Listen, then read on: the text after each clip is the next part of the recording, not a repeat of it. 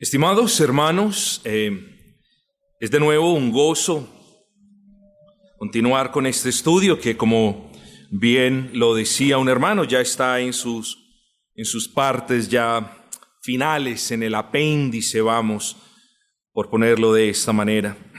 Continuamos, hermanos, examinando la esfera civil, y esta es la segunda entrega en particular. Y el título que tenemos para el estudio, la consideración de la noche de hoy, es la perversidad de la sociedad que nos rodea.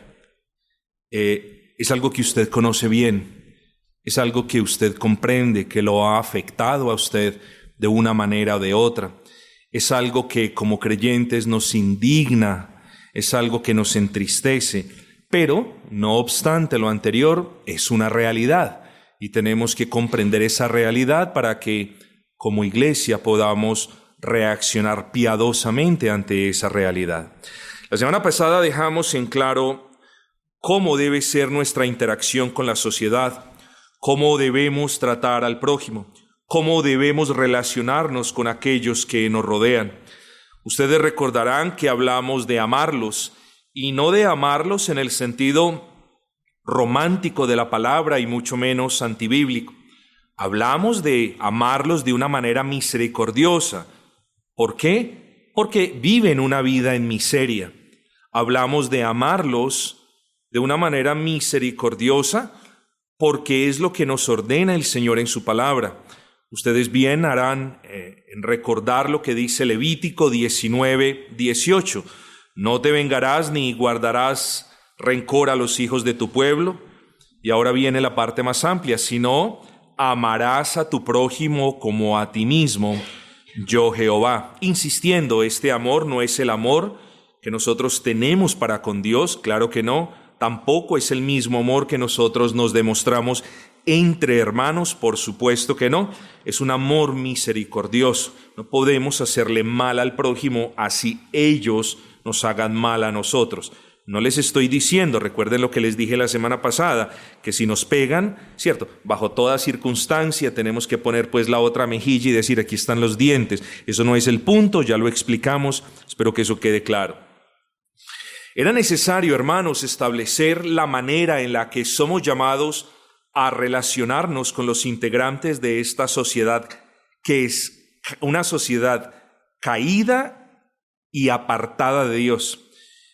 Necesitamos comprender cuál es el meollo del asunto para poder honrar a Dios en cualquier relación o interacción que nosotros tengamos con esta sociedad que se opone no solamente a Dios, sino a su palabra y a su iglesia. Esa interacción, debemos reconocer, no siempre es fácil. Esa interacción usualmente no es placentera. Así que, hermanos, es menester nuestro, pues, adoptar una cosmovisión cristiana al respecto de este asunto. Pero no es fácil, estimados hermanos, por una razón. No es fácil en ocasiones interactuar con los miembros de la sociedad, y piense usted en el que desee, por una sencilla razón, por el pecado rampante, por el pecado reinante. Y quiero que medite todas estas cuestiones que hay en los corazones de ellos. Para nosotros poder comprender el estado de la sociedad que nos rodea, debemos hacer un esfuerzo. Ojo con esto, un esfuerzo no tanto por mirar lo que dicen y lo que hacen, sino primero por mirar aquello que Dios nos enseña en su palabra. Es fácil, hermanos, en una sociedad perversa y corrupta en la que nos encontramos, vernos distraídos y mirar lo que dicen, lo que hacen, lo que proponen, pero lo primero para nosotros poder enfocarnos en esas situaciones de una manera sabia es mirar lo que Dios nos dice de eso que está sucediendo allá. Debemos mirar lo que ocurre afuera, como ya lo explicamos, con el lente de la palabra del Señor, con ese matiz que el Señor nos da, con esos presupuestos que encontramos en la palabra, con esos elementos de juicio que son necesarios para nosotros. Por eso se llaman elementos de juicio. Son necesarios para nosotros para que usemos esos elementos e interactuemos con ellos de una manera u otra para la gloria y honra del Señor.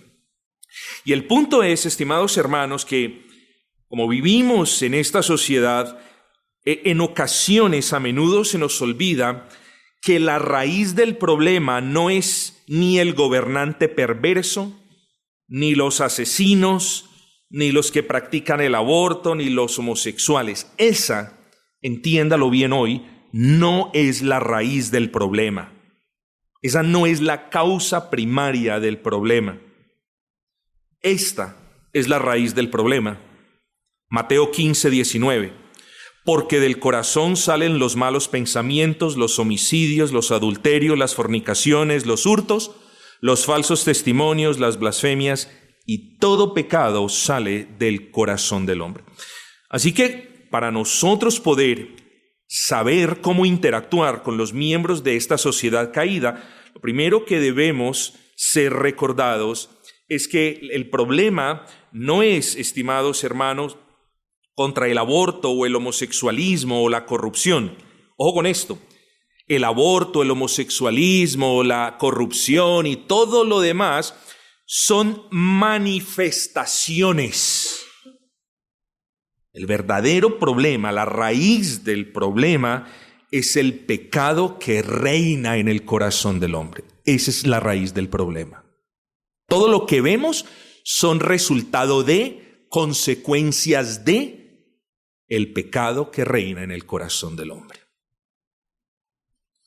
Ahora bien, habiendo identificado que el pecado en el corazón de las personas es la causa por la que esta sociedad, como solemos decirlo, está como está, debemos recordar otro asunto de importancia para nuestra comprensión del tema, y es la relación entre el tiempo y el pecado. Ojo con esto, la relación entre el tiempo, tal y como nosotros lo conocemos y lo definimos, y el pecado. Ahora, ¿a qué hago referencia? A dos cosas en realidad que espero que usted tenga en cuenta a partir del día de hoy. Primero, la corrupción de esta sociedad no es nada nuevo. Nunca se le olvide. Lo que estamos viendo, no somos los primeros que vemos la corrupción, el degeneramiento, la decadencia de la sociedad. No somos los primeros en ver eso. No somos los primeros piadosos en ver eso. No somos la primera iglesia en sentirnos indignados por esas cosas. Entonces, cuando hablamos de la relación entre el pecado y el tiempo, el primer punto nos está diciendo, o lo que yo quiero que comprendan en primera instancia, es esto, que no es que esta es la línea de tiempo y lo que estamos viendo apenas comenzó hace poco. Podemos caer en esa trampa. No, es que en los tiempos de mi abuelo eso no se veía. No se veía quizás en la magnitud como hoy se ve, pero se veía. Porque el pecado del hombre no ha cesado de ser una realidad en su corazón. Y lo segundo, habiendo dicho que la corrupción de la sociedad no es nada nuevo en nuestro tiempo, lo segundo que sí es importante clarificar y de lo que creo vamos a hablar en la segunda entrega es lo siguiente: la corrupción de la sociedad aumenta con el paso del tiempo. Eso es una realidad, está escrito en la palabra del Señor. En los postreros días, y encontramos muchas advertencias de cómo serán los postreros días. Serán días de apostasía general, entre muchas otras cosas que estamos viviendo. Así que trataremos de desarrollar al menos el primero de estos puntos en esta noche. Yo quiero que ustedes me acompañen hoy, estimados hermanos, al libro de Génesis, esa porción que leímos, Génesis capítulo número 6, versículo número 5, Génesis 6:5. Y la palabra del Señor nos dice: y vio Jehová que la maldad de los hombres era mucha en la tierra, y que todo designio de los pensamientos del corazón de ellos era de continuo solamente el mal. Estas palabras, estimados hermanos, fueron escritas 5,000 años antes, probablemente, de el momento en el que el Señor Jesucristo habló diciendo, lo que contamina al hombre es lo que sale del corazón. Fueron miles de años antes, no obstante, en esencia es la misma información. El Señor en Génesis nos está diciendo, nos está enseñando que la maldad de los hombres era muchísima, que los designios de los pensamientos del corazón era de continuo solamente el mal. No elabora, salvo unas cosas que vamos a ver, no elabora los detalles ni nos provee listas de los pecados predominantes en aquel entonces. El Señor va a la raíz del asunto, es en los designios del corazón del hombre. No obstante, hermanos, miremos esto. El contexto de este versículo se da justo en medio de algo que dijimos en nuestro pasado estudio. Que dijimos que en la medida que las personas se iban multiplicando, también se iba multiplicando el pecado, y en la medida que usted tiene pecadores multiplicándose, lo que tiene en potencia son sociedades que ellos iban conformando pecaminosas en esencia. Ojo con esto. En la medida que las personas se iban multiplicando, se iba multiplicando el pecado y se iban corrompiendo muchas de esas sociedades. Vamos a considerar el primer punto. Crecía el número de personas. Miren lo que dice el versículo 1 de Génesis 6. Aconteció que cuando comenzaron los hombres a multiplicarse.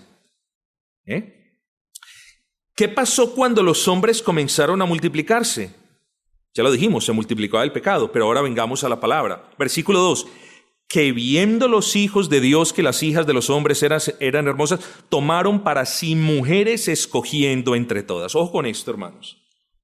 Aquí vemos lo que hemos venido diciendo, que en la medida que se fue multiplicando la raza humana, se fue multiplicando el pecado y las sociedades fueron abundando en pecado.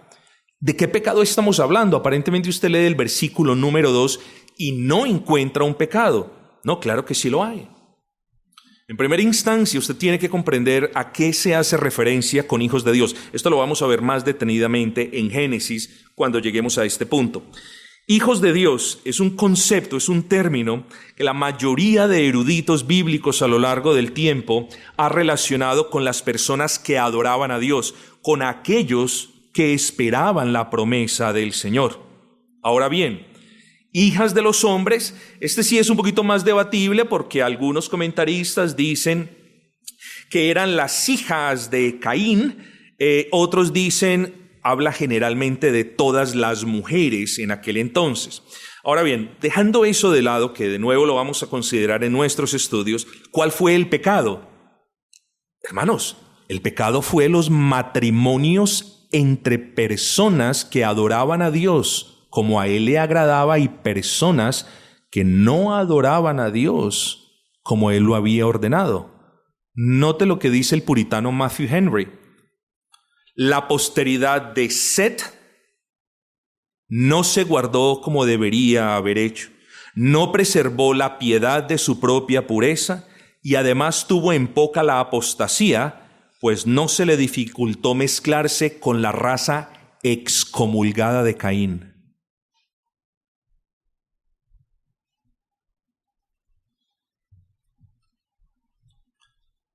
Entonces, aquí está hablando, hermanos, de esas relaciones impúdicas, ilícitas, entre personas piadosas y personas no convertidas.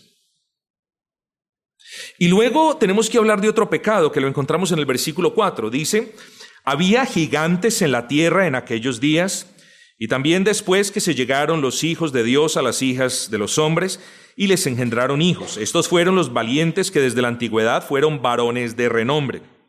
¿Cuál es el pecado aquí? Bueno, la clave está en mirar esto de gigantes, de valientes. ¿A qué hace referencia la palabra del Señor? Bueno, hace referencia, hermanos, y de nuevo apelamos a esos eruditos que han estudiado los originales en el hebreo para deducir que a esto que se está haciendo, referencia particular a personas opresoras. Ojo con esto, mire lo que dice Matthew Henry. Los gigantes eran hombres así llamados en parte por su alta estatura, Matthew Poole, excúsenme, el puritano Matthew Poole, pero principalmente por su gran fuerza. Es de común entendimiento que estos gigantes oprimían, tiranizaban y violentaban a otros. No solamente por su estatura, sino por lo que hacían. ¿Cómo podemos ver que lo que acabamos de decir se ajusta a lo que leemos en la Biblia? ¿Cómo Matthew Henry puede, y todos los demás comentaristas, muchos otros, pueden llegar a la conclusión de que el Señor está hablando de esas personas fuertes que tiranizaban y violentaban a otros? Note lo que nos dice el versículo 11.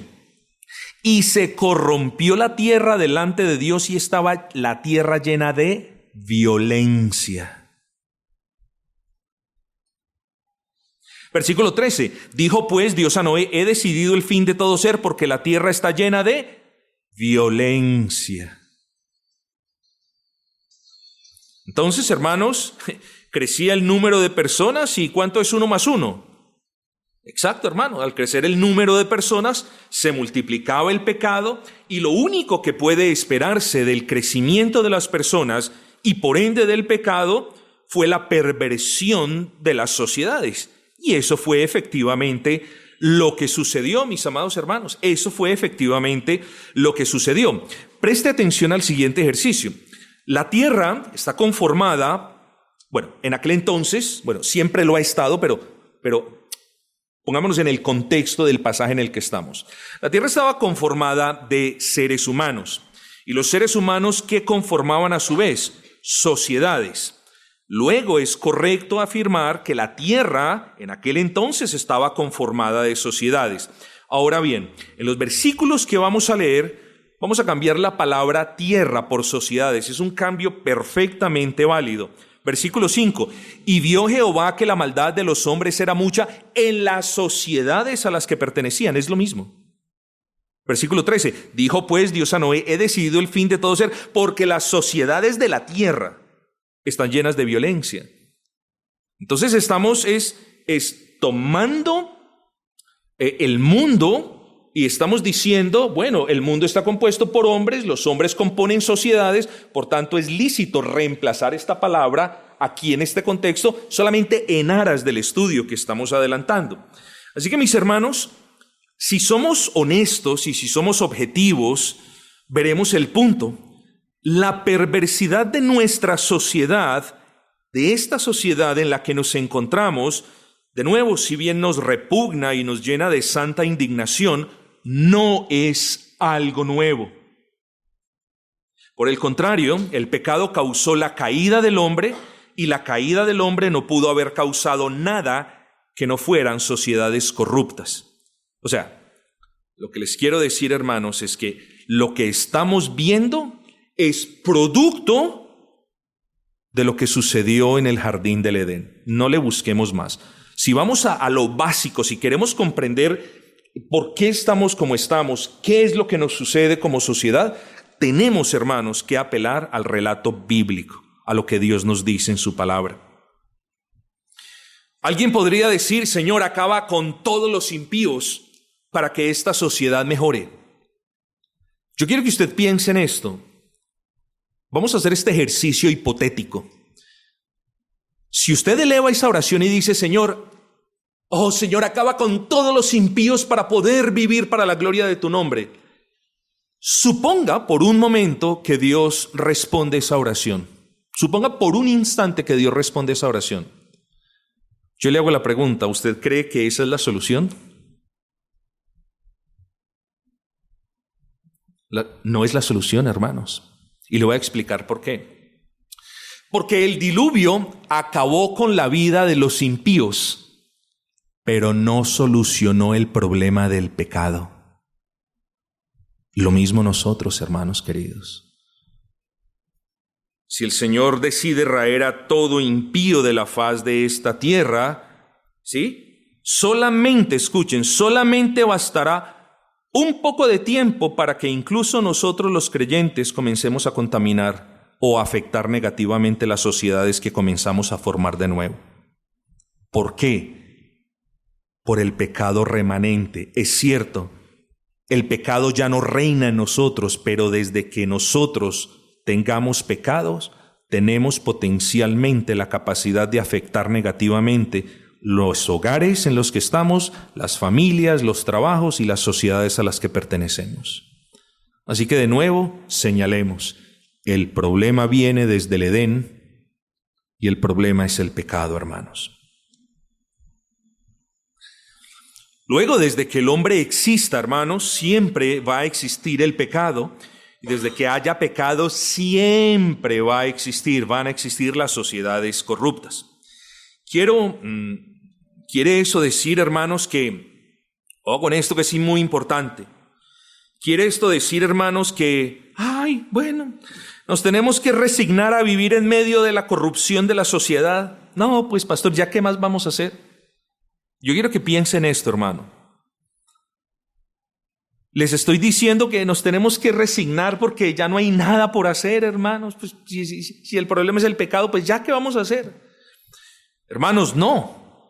Para eso Dios nos ha salvado y para eso Dios nos ha constituido como una iglesia local, hermanos. Más adelante en este estudio, y por eso les decía ahora, creo que nos vamos a demorar un poquito más adelante vamos a ver cuáles son aquellas cosas que podemos hacer y que de hecho somos llamados a hacer. Así que no estamos invocando una actitud pesimista ni derrotista, no estamos diciendo pues ¿qué se va a hacer? Ya no hay nada por hacer, no. Como sabemos que el pecado es de índole espiritual, nosotros en realidad, la iglesia local, es la entidad, si puedo hablar, la institución más propicia y apropiada para solucionar, aunque sea en parte ese pecado, esa situación. Acabamos de afirmar que el problema o la causa de la perversidad de esta sociedad es el pecado en el corazón del hombre. Pensemos ahora qué fue lo que pasó en el diluvio. Bueno, lo mismo que pasó antes del diluvio, ¿cierto? Simplemente la multiplicación de la maldad, la multiplicación de los hombres y la multiplicación de sociedades corruptas. Luego, hermanos queridos, yo quiero invitarles a no caer en el error de darnos golpes de pecho y de rasgarnos las vestiduras por el estado de nuestra sociedad. Vemos al papá buscando la eutanasia, la muerte. Esto no es una muerte, esto es un asesinato de su padre. Vemos a madres buscando la muerte de sus hijos, vemos toda suerte de pecado rampante y reinante y todo eso, pero aquí viene un llamado, hermanos, para que no nos demos golpes de pecho y nos martiricemos y digamos, ay no, Señor, ráeme de la faz de la tierra, no soy capaz de vivir en medio de esta corrupción. ¿Saben por qué, hermanos? Porque más que eso, nosotros tenemos un llamado en medio de una sociedad en tinieblas.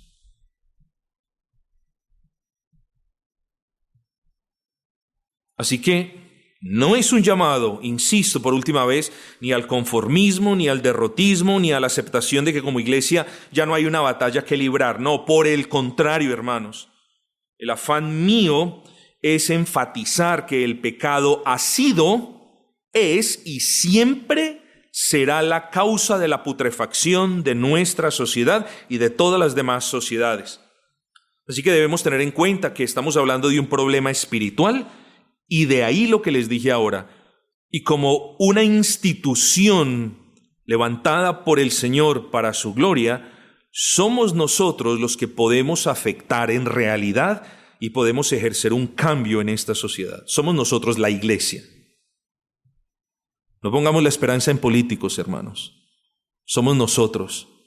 Ahorita nuestro hermano hablaba, vamos a proclamar el evangelio.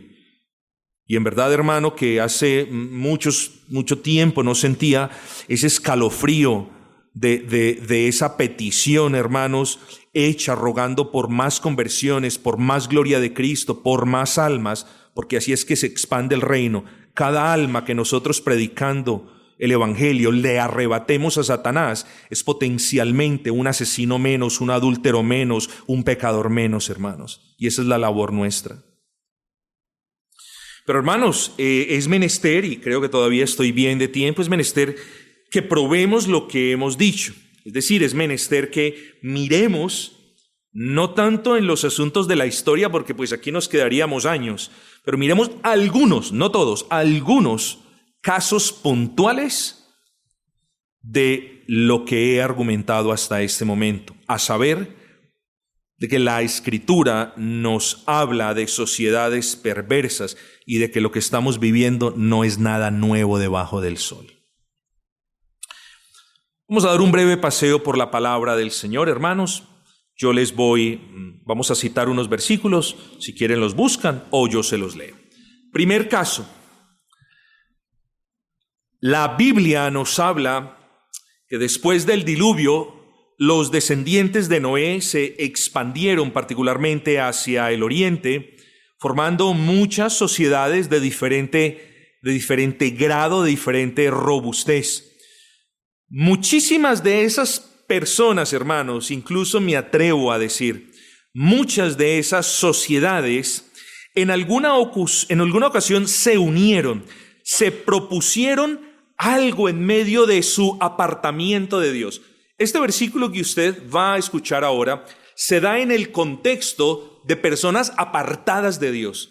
Una sociedad en realidad en la que hubiese dominado la piedad nunca se hubiese unido a estas personas. Así que vamos a ver aquí una sociedad en esencia apartada de Dios. Ojo con esto. En su altivez y su orgullo, estas sociedades juntas se propusieron algo. Quisieron llegar al cielo y que su nombre fuera reconocido en la tierra. ¿Cuál es el primer caso? Babel. Génesis 11:4, se los leo. Y dijeron, vamos, edifiquemos una ciudad y una torre cuya cúspide llegue al cielo y hagámonos un nombre, por si fuésemos esparcidos sobre la faz de toda la tierra. Un progresista de seguro llamaría a este emprendimiento un logro mancomunado para beneficio del pueblo. Dios no lo ve de esa manera, hermanos. Dios vio una sociedad reunida como un solo hombre, no haciendo lo que Noé hizo cuando salió del arca. ¿Qué fue lo que Noé hizo cuando salió del arca? Levantó un altar para Jehová y ofreció sacrificios. Esta sociedad no lo hizo. Y esto no fue mucho tiempo después de Noé. Esta sociedad no hizo eso. Esta sociedad se puso y quiso alcanzar los cielos. Y ya sabemos todo lo que pasó. Si bien este es un caso básico, aquí yo espero que pueda ver un ejemplo, aunque básico, repito, de una sociedad apartada de Dios. No había pasado mucho tiempo en el que después de que salieron del arca y comenzaron a multiplicarse, vuelve el burro al maíz. Segundo caso. La sociedad egipcia en los términos de Abraham, y no vamos a hacer énfasis aquí porque de la sociedad egipcia podemos hablar muchísimo, incluso sin mirar la historia, sino por lo que vemos en su palabra. Pero en los tiempos de Abraham, la sociedad egipcia era conocida por su inmoralidad, por su paganismo y por su violencia. ¿De dónde deducimos esto? Génesis 12:11 nos dice, y aconteció que cuando estaba para entrar a Egipto, dijo a Sarai su mujer, he aquí ahora conozco que eres mujer de hermoso aspecto, y cuando te vean los egipcios, ojo con esto, porque en este punto, ya antes de que leamos lo que vamos a leer, Abraham había escuchado de la fama de los egipcios. Ojo con lo que dice Abraham, y cuando te vean los egipcios, dirán su mujer es, y me matarán a mí, y a ti te reservarán la vida. Era conocido ya, en los tiempos de Abraham, cómo eran los egipcios. Eran personas violentas, eran personas paganas, aunque aquí no habla de eso, y eran personas inmorales también. Antes de nuestro tercer caso, hermanos, les estoy solamente puntualizando los ejemplos y solamente estamos arañando la superficie por cuestiones de tiempo. Además, porque sé que estos puntos simplemente, o estos ejemplos, solidifican el punto y no tenemos necesidad sino de ver que el pecado es la causa de la contaminación de la sociedad y que, como lo dijimos ahora, la contaminación de la sociedad en la que estamos no es nada nuevo, es algo que se ha perpetuado desde el comienzo. Pero en nuestro tercer caso, las sociedades estaban tan corruptas que la historia por aquel entonces giraba, incluso hoy en día, en torno a opresores y a oprimidos. Yo quiero que usted entienda, estimados hermanos, que si bien el gobierno de Dios es un gobierno soberano y que Él usa al impío para el cumplimiento de su designio eterno, en realidad el pecado del impío, sea o no sea usado por Dios, continúa siendo pecado, hermanos. El hecho de que Dios use al impío para su gloria no le da ningún tipo de prebenda al impío para que ahora diga, no, como Dios me usó, o para que nosotros pensemos, bueno, como Dios lo usó, entonces Él ya es un santo. Cada persona es responsable de su propia escogencia de maldad, de su propio pecado, y Dios nos usa como a Él bien le parezca. Eso se llama, o es conocido teológicamente hablando, como esa correlación misteriosa que existe entre la soberanía de Dios y la responsabilidad del hombre. Pero volvamos al punto, hermanos. Paciencia en este pasaje. Aconteció en los días de Amrafel, rey de Sinar, Arioc, rey de Elazar, Kedorlaomer, rey de Elam, y Tidal, rey de Goim, que estos hicieron guerra contra Bera, rey de Sodoma, contra Birsa, rey de Gomorra, contra Sinab, rey de Adma, contra Semebé, rey de Seboim, y contra el rey de Bela, la cual es Zoar. Todos estos se juntaron en el valle de Sidim, que es el mar salado. 12 años habían servido a Kedorlaomer, y en el 13º se rebelaron. Aquí vemos el caso de un opresor, Kedorlaomer, y de sociedades oprimidas. La de Sodoma, la de Gomorra, la de Adma, la de Seboim y la de Zoar.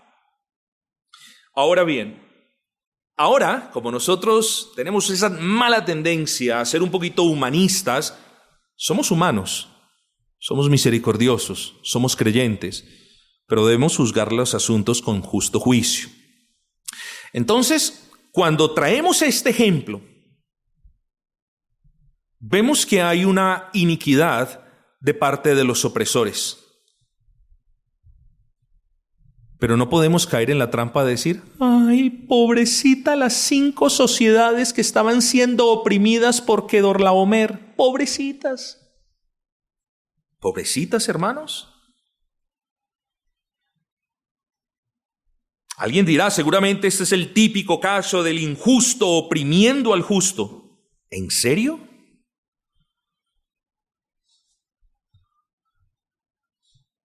El tercer caso nos va a dar la respuesta a este anterior.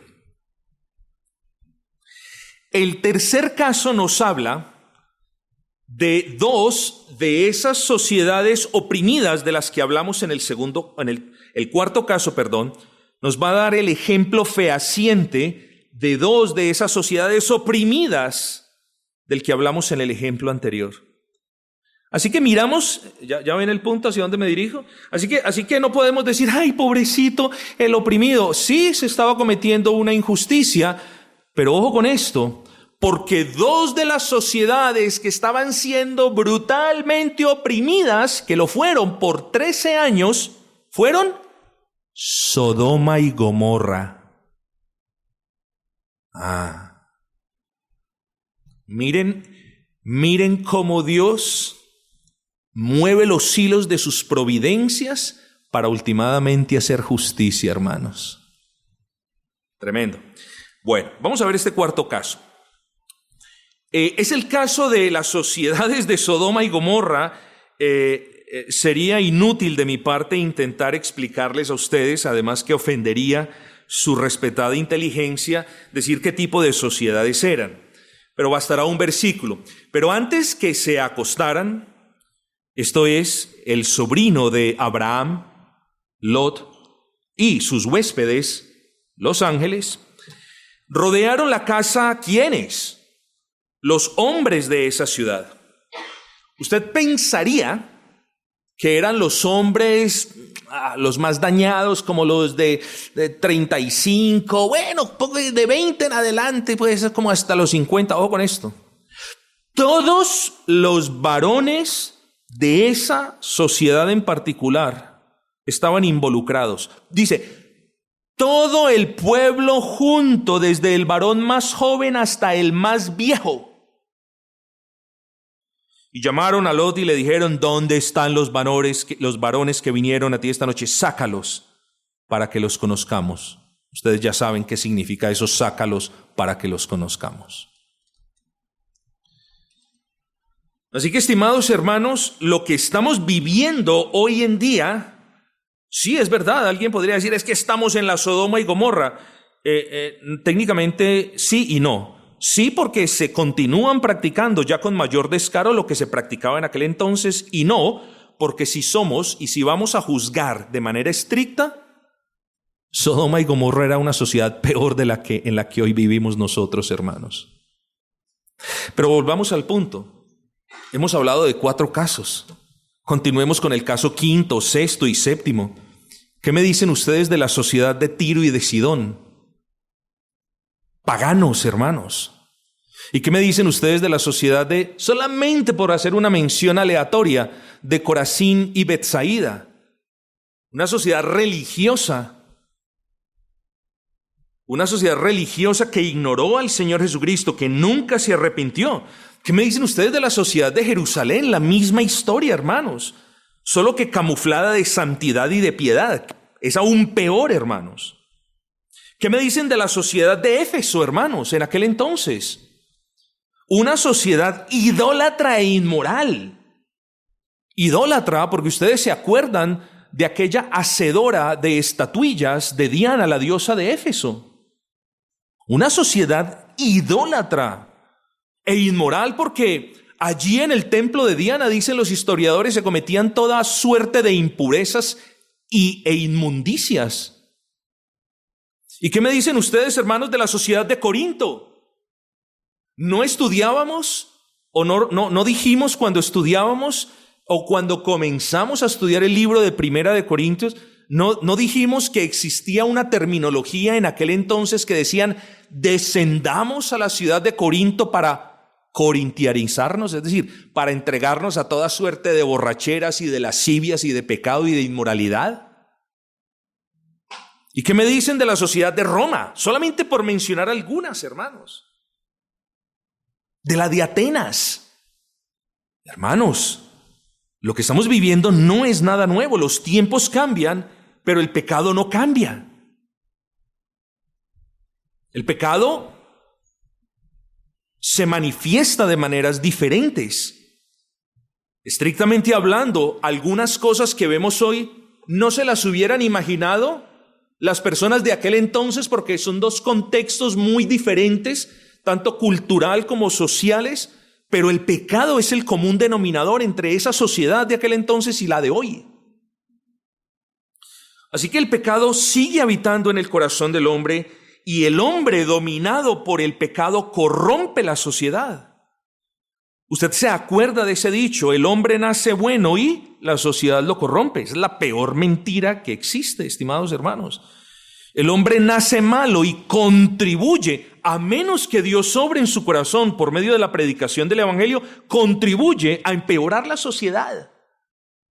De ahí que sea tan importante proclamarle el evangelio a nuestros niños, hermanos, de cerciorarnos de que nuestros niños no contribuyan al empobrecimiento moral de la sociedad. Yo no diría que un verdadero cristiano corrompe la sociedad, pero sí tiene la capacidad de afectarla negativamente con su pecado. Así que cuidémonos, estimados hermanos. Cuidémonos, por favor, no solo de no afectar negativamente la sociedad, esta sociedad en la que Dios nos ha puesto, sino que procuremos, hermanos, con toda diligencia, con todo empeño, con todo buen ánimo, afectarla de manera positiva. ¿Cómo? Haciendo lo que es justo delante de Dios, honrando su ley de manera pública, hermanos. Proclamando el Evangelio, porque el Evangelio es la única medicina espiritual para un problema que, como ya lo vimos, es de índole espiritual. Hermanos, esta es la primera entrega de el tema que propusimos al comienzo, la perversidad de la sociedad en la que vivimos. Si bien apenas hemos cubierto la mitad del tema, al menos ya tenemos claro que antes de mirar las manifestaciones, el homosexualismo, el secuestro, el asesinato, la mentira, la corrupción, bla, bla, bla, bla, bla, tenemos que mirar el pecado. Que antes de mirar las personas que practican esas cosas, tenemos que mirar sus corazones.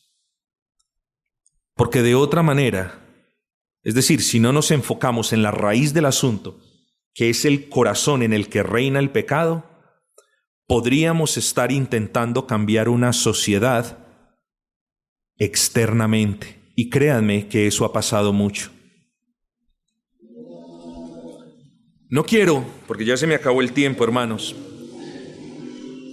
pero no quiero dejarlos ir sin traer una brevísima meditación acerca de los tiempos de los puritanos. Y lo único que voy a mencionar para efectos de este estudio es cierto. La época de los puritanos es conocida como la época dorada del cristianismo. Grandes cosas se alcanzaron, gran literatura fue escrita, el evangelio fue proclamado, se expandió el reino del Señor, hubo un aumento de la piedad, pero es también cierto que se intentaron hacer cambios a la fuerza. Y los cambios a la fuerza no funcionan, porque si Dios no obra en el corazón de quienes integran la sociedad, en vano son los cambios externos de quienes la integran. Vamos a tener algunos cambios temporales, espasmódicos, pero no vamos a tener el cambio que glorifica al Señor. Así que, hermanos, démosle prioridad hoy a la comprensión de que nos debemos enfocar en el meollo del asunto, que es el corazón en el que reina el pecado.